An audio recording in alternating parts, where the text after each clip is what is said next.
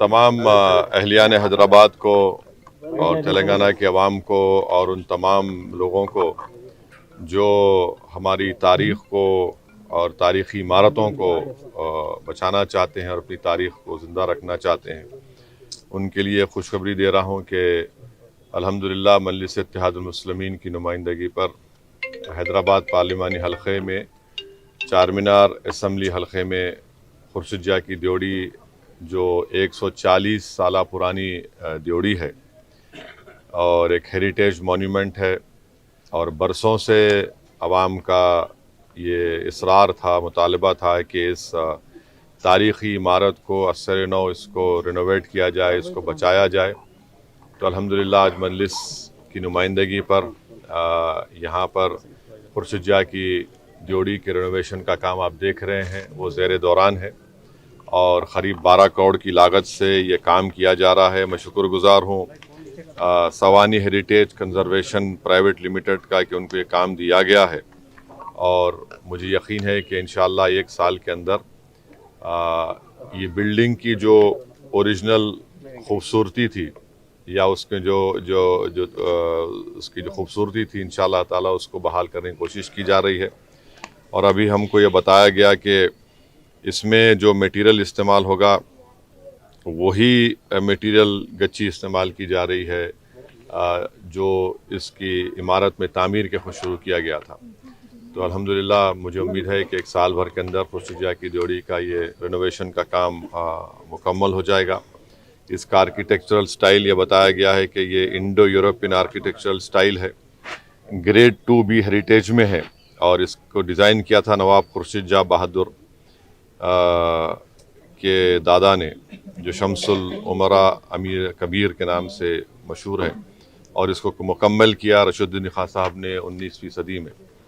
वैसे ही मैं बताना चाहूँगा गुलजार हाउस का रिनोवेशन हुआ मजलिस की नुमाइंदगी पर और जो पत्थरगट्टी में कमाने हैं उसका रिनोवेशन हुआ और ख़ास तौर से उसमें हमारे उस वक्त के रुकन असम्बली और मौजूदा रुकन बल्दिया की बड़ी मेहनत रही। ये रिनोवेशन का काम वहाँ पर हुआ है और अभी इंशाअल्लाह ताला आप देख रहे हैं सरदार महल का भी रिनोवेशन चल रहा है और पिछले 4-5 दिन पहले नए कमिश्नर बल्दिया के साथ मैंने दौरा भी किया था। तो ये हमारी कोशिश यही है कि इस हेरिटेज जो हमारे हैदराबाद का है उसको बचाया जाए, उसको अच्छा किया जाए और इंशाअल्लाह ताला इससे टूरिज़म में इजाफ़ा होगा और सबसे बड़ी बात यह है कि हम अपनी तारीख़ी इमारतों की हिफाजत करेंगे। तो ये मजलिस इत्तेहादुल मुस्लिमीन तरफ से कोशिशें की जा रही हैं। मैं अवाम नास को ये बताना ज़रूरी समझता हूँ। अभी मैं जजमेंट पढ़ा नहीं मैडम, जजमेंट पढ़ के ही बोल सकता हूँ मैं। सर, स्टेट गवर्नमेंट कल परसों से सब्सिडी सिलेंडर देने को जा रही है, 40 लाख आदमी को ही देने वाली बात कर रहे हैं सर, इसके बारे में आपका क्या? नहीं, भी गवर्नमेंट की तरफ से स्टेटमेंट जब आएगा तो उस पर भी कोई तबसरा कर सकूँगा मैं। अब आप बोल रहे नहीं मालूम मेरे को, मगर पहले ये बताया गया था कि जो भी गरीब है उनको दिया जाएगा और या फिर जिसके पास रेशन कार्ड है उनको दिया जाएगा। तो नहीं मालूम, देखना पड़ेगा क्योंकि हमारी कोशिश ये है कि और हम भी यही चाहेंगे कि जितने गरीब अफराद हैं उनको ये गैस के सिलेंडर की स्कीम में उनको फ़ायदा मिले और बरखी में इलेक्ट्रिसिटी में 200 यूनिट्स की स्कीम में उनको फ़ायदा मिले क्योंकि ये गरीबों के लिए बहुत ज़रूरी चीज़ है। Thank you sir. असली कल आपने जलसे में असम वाले मुद्दे पर आपने बात कही थी, उसमें कई लोगों का ये भी कहना था कि इसमें कहीं ना कहीं वोट बैंक के लिए बात की जा रही है, महिलाओं के वोटर्स जो मुस्लिम वोटर्स हैं उनको लेकर आप टारगेट करके बात कर रहे हैं। ऐसा है ना कि जब हम सच्चाई को बयान करते हैं तो वोट बैंक हो जाता है और नरेंद्र मोदी जो पिछले 10 साल से कर रहे मेजॉरिटी कम्युनिटी का वोट लेने के लिए, तो उसकी कोई बात नहीं करते। आसाम में जो क़ानून को आसाम के मुख्यमंत्री और बीजेपी की सरकार ने ख़त्म किया है वो भी रात के 12 बजे वो क़ानून ख़त्म करे जो 90 साल पुराना क़ानून है। उस क़ानून के तहत आसाम के मुसलमानों की शादी वहाँ के रजिस्ट्रार या क़ाज़ी के तहत होती थी और उसके बाद उनको निकाहनामा का सर्टिफिकेट मिलता था। अब उन्होंने क्या काम किया कि उसको सिस्टम को बर्खास्त कर दिया। अब मुसलमानों की शादी तो निकाह से होती है ना, तो स्पेशल मैरिज एक्ट में निकाह का प्रोविज़न है क्या, बताइए मेरे को।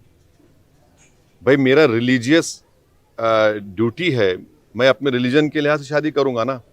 स्पेशल मैरिज एक्ट में तो रिलीजन नहीं है, वो तो एक न्यूट्रल सेकुलर लॉ है। तो अब निकाह का आप उसमें कॉन्सेप्ट निकाल दिए, नंबर 1। दूसरा, मुसलमानों में जब शादी होती तो दूल्हे की तरफ से उसकी होने वाली वाइफ को, दुल्हन को महर देना पड़ता। महर मुअज्जल माने फौरन दे देना, उसका जिक्र होता उसमें कि इतने महर इतना दिए, या बाद में देंगे तो उसका भी जिक्र होता। अब आप बताइए, ये वो भी निकाल दिया अब आप, तो इससे महिलाओं का नुकसान होगा नहीं होगा? और इस्लाम में महर देना फंडामेंटल है, ज़रूरी है। अब उसी को गायब कर दिए। अब वोट बैंक पॉलिटिक्स कैसा हो बताइए मैडम मेरे को। आप महिलाओं को जो राइट है महर का, जो किसी रिलीजन में नहीं है, आप उससे उनको महरूम कर दे रहे। आप चलिए समझो, आपको बोलेंगे वाला उसमें उसका निकाल दिए। अब आप ये बताइए कि स्पेशल मैरिज एक्ट में क्या करना है मेरे को। और स्पेशल मैरिज एक्ट का आपको मैं बता रहा हूं, स्पेशल मैरिज एक्ट में अगर आपको रजिस्टर होती है शादी, तो इनहेरिटेंस भी नहीं मिलेगा मुस्लिम पर्सनल लॉ के तहत। ये स्पेशल मैरिज एक्ट का मामला है। तो ये मकसद क्या है कि मुसलमानों को उनके रिलीजन से दूर कर दिया जाए, उनके रिलीजियस प्रैक्टिसेस से दूर कर दिया जाए। मेरा निकाह मैं नहीं करूंगा, स्पेशल मैरिज में कैसा करूंगा बताइए। और फिर उस बच्ची का क्या होगा, उसको महर नहीं मिलेगा।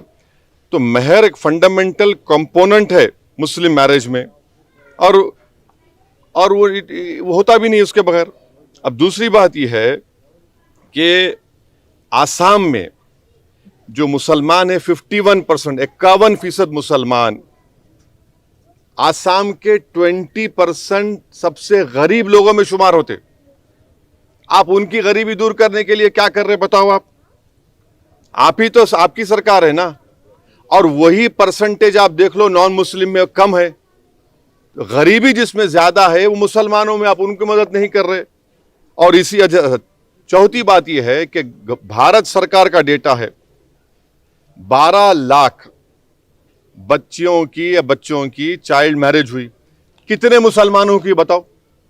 मैं चैलेंज कर रहा हूं आरएसएस, बीजेपी, विश्व हिंदू परिषद और वहां के हेमंत बिस्वा शर्मा को, बताओ 84% नॉन मुस्लिम की हुई चाइल्ड मैरिज, 11% मुसलमान उसमें है।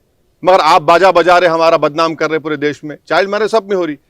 पांचवी बात यह है कि फीमेल फीटिसाइड और इन्फेंटिसाइड आसाम में बहुत बड़ा प्रॉब्लम है।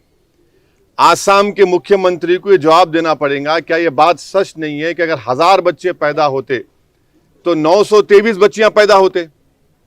इसको रोकने के लिए क्या कर रहे आप। और 2036 माने 2036 में वहां पर मर्द ज्यादा रहेंगे, महिला कम रहेंगे। अब इसका जिम्मेदार कौन रहेगा, यह भी आप डाल देंगे मुसलमानों के गले में। और आखिरी बात यह है, यह कानूनी बात आपसे कर रहा हूं कि अगर चाइल्ड मैरिज होती है तो वो वाइडेबल है, वाइड नहीं होती शादी, ये कानून है। तो किसके कान में फूल लगा रहे बीजेपी आरएसएस वाले। और ये क्या बात है कि आप एक्सेप्शन दे रहे हो उसको, ट्राइबल्स को। क्यों देंगे एक्सेप्शन ट्राइबल्स को आप एक्सेप्शन दे रहे हैं। अच्छा, स्पेशल मैरिज एक्ट में भी, हिंदू मैरिज एक्ट में एक्सेप्शन है, स्पेशल मैरिज एक्ट में एक्सेप्शन है। तो मकसद एक ही है कि आसाम के मुसलमानों का रिलीजियस कैरेक्टर खत्म कर दिया जाए। अब कैसे शादी होंगी बताइए, निकाह नहीं होगा, कैसे शादी करना। स्पेशल मैरिज एक्ट में निकाह होता क्या, स्पेशल मैरिज एक्ट में महर मिलता क्या लेडीज को। तो ये मकसद उनका यही है, ये इनकी नफरत है, इनका काम यह। और आसाम के मुख्यमंत्री ज्यादा हैदराबाद को आ रहे, तेलंगाना को आ रहे। अरे पहले अपने स्टेट में आप supreme court monitored NPR NRC को एक्सेप्ट क्यों नहीं कर रहे आप, उसको एक्सेप्ट करो आप। ये है। क्या आप न्यायिक तौर पर इस पर लड़ने की देख रहे हैं? अभी तो आप मेरा रिएक्शन पूछे, रिएक्शन दे दिया। अब आगे क्या करना है वो आसाम की जनता करेगी। हमको जो करना है करेंगे, नहीं करेंगे। मगर आपका सवाल का भी जवाब दिया हूं मैं। अच्छा, एक सवाल आखिरी है कि जिस तरीके से अलग अलग स्टेट्स में जो है इस तरीके के फैसले लिए जा रहे हैं, उसको आप कैसे देख रहे हैं? देखिए, उत्तराखंड में यूसीसी लेकर आए, उसमें भी क्या कर दिए, एक्सेप्शन दे दिए, ट्राइबल्स को अप्लाई नहीं होगा। हिंदू मैरिज एक्ट के एक्सेप्शन वो अप्लाई करेंगे, हिंदू एडॉप्शन एक्ट के एक्सेप्शन। तो भाई जब एक्सेप्शन दे रहे तो यूनिफॉर्म कहां है? वो आप सिर्फ मुसलमानों को उनका रिलीजियस कैरेक्टर छीनना चाह रहे, मेरी मजहबी शनाख्त को खत्म करना चाह रहे आप। ये कैसे होगा बताइए आप? अरे अच्छा, उस उत्तराखंड के कानून में अब आप ये बोल रहे कि अगर इस्लाम में यह है कि अगर कोई औरत विडो हो जाती है उनके शौहर के इंतकाल के बाद, तो इद्दत के दिन रहते 4 महीने। आप बोल रहे वो भी अप्लाई नहीं होगा क्या? जबरदस्ती की शादी कर देंगे उसकी? आप करना क्या चाह रहे? आपकी नफरत है ये, नफरत है ये। अच्छा, राइट लिव इन रिलेशनशिप है, रजिस्टर करना, प्राइवेसी का जजमेंट क्या होगा फिर पुट्टू स्वामी का? तो ये सब चीजें हो रही है।